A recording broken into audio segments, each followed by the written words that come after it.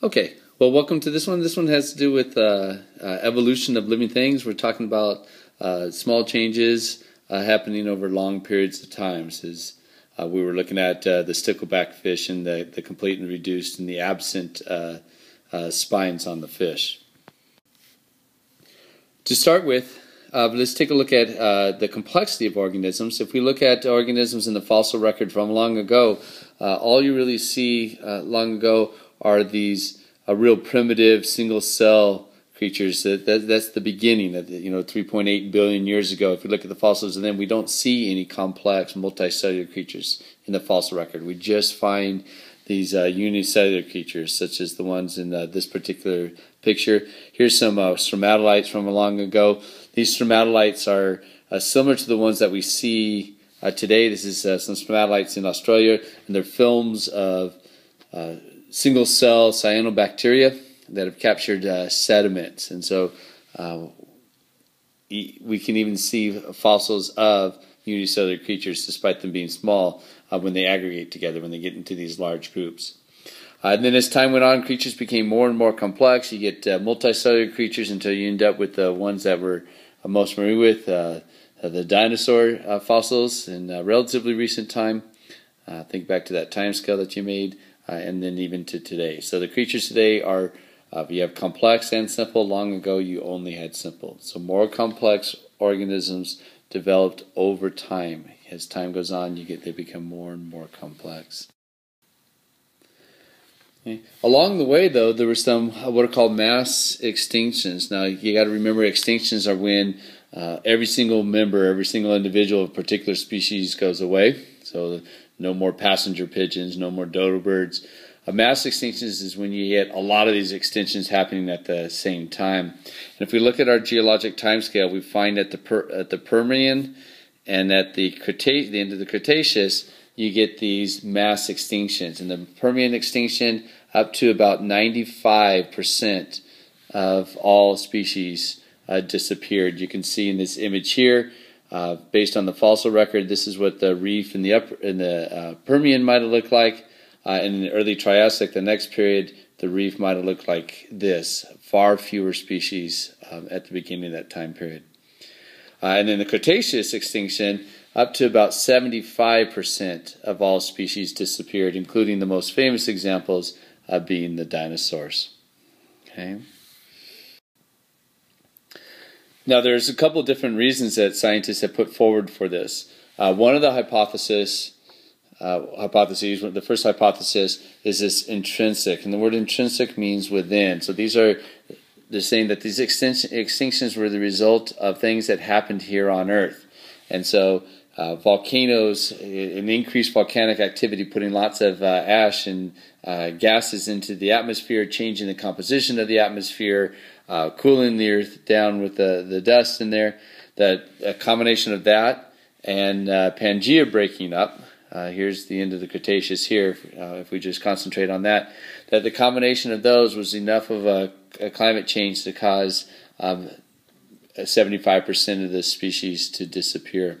So that's the intrinsic hypothesis, is things that are happening on Earth causing the changes to make these mass extinctions happen.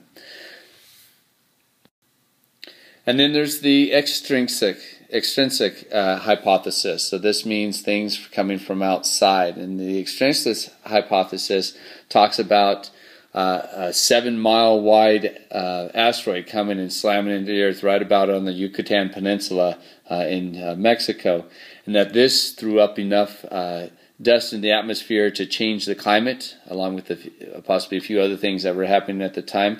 One of the pieces of evidence for this comes if we look into the rock layers right above where the rock layers at the end of the Cretaceous period happened. Right in that layer, we find this clay, and within that clay, we find a lot of iridium, which is an element, more iridium than we normally find in rocks.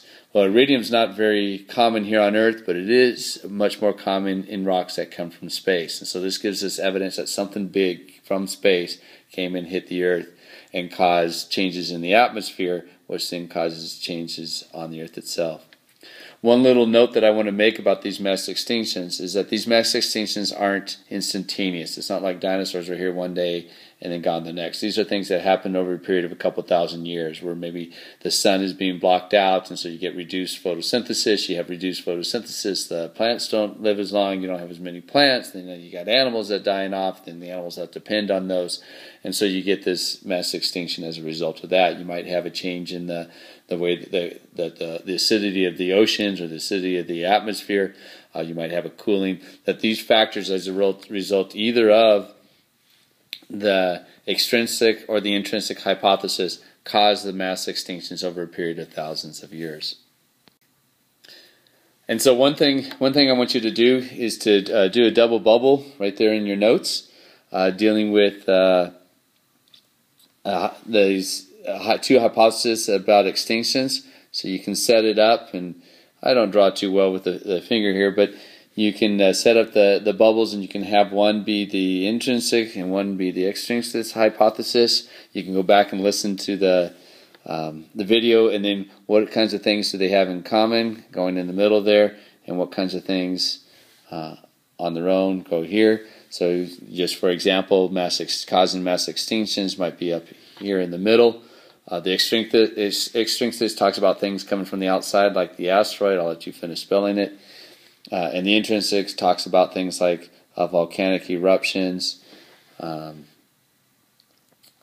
and Pangea breaking up, breaking up, being significantly different. That those kinds of climatic changes were enough to cause the mass extinctions. Right now, most scientists favor this extrinsic hypothesis, that this idea of the asteroid coming from space, maybe in combination with things changing here on Earth, but that the asteroid was kind of like the straw that broke the camel's back. Okay, looking through the notes and the blank spots, there's a couple things I didn't mention in the video, although you should have it from earlier places. When it talks there about a life moved from the water, where did it go from water? Well, first all the living things were in the water, and then eventually we began to things on water and land. So life moved from the water to the land, not the other way around. The organisms becoming more complex as time went on. For example, you get some unicellular creatures, and then you get maybe some multicellular but simple creatures, things like trilobites, and then you end up with maybe dinosaurs and humans coming farther down the line. And what's our evidence for this progression? Long time ago, you only find unicellular organisms in the older rocks. Okay, I know I was a little quick, but if you need to watch it again, go back through and take a listen again. Listen to the parts that you need.